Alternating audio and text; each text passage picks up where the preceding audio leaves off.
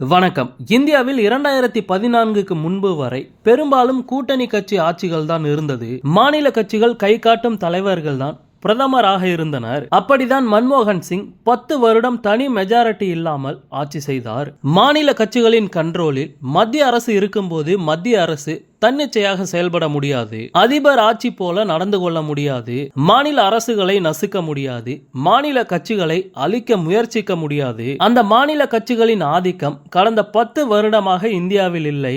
இப்போது அந்த வசந்தம் மீண்டும் வந்துள்ளது.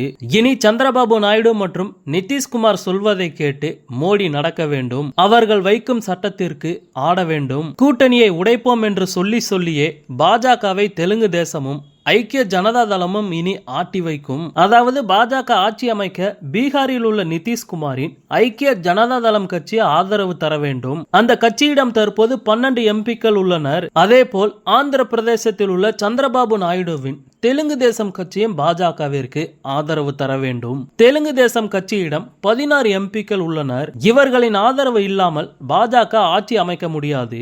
இந்த நிலையில் சந்திரபாபு நாயுடு முதலமைச்சர் மு.க. ஸ்டாலினுக்கு மிக நெருக்கமானவர். இப்படிப்பட்ட நிலையில்தான் முதலமைச்சர் மு.க. ஸ்டாலினிடம் ட்விட்டரில் சந்திரபாபு நாயுடு பேசியது பெரிய அளவில் கவனம் பெற்றுள்ளது. அதாவது நேற்று முதலமைச்சர் மு.க. ஸ்டாலின் ட்விட்டரில் செய்த ஒரு போஸ்டில், வாழ்த்துக்கள் சந்திரபாபு நாயுடு, நீங்கள் ஆந்திரா சட்டசபை தேர்தலில் அமோக வெற்றி பெற்றுள்ளீர்கள்.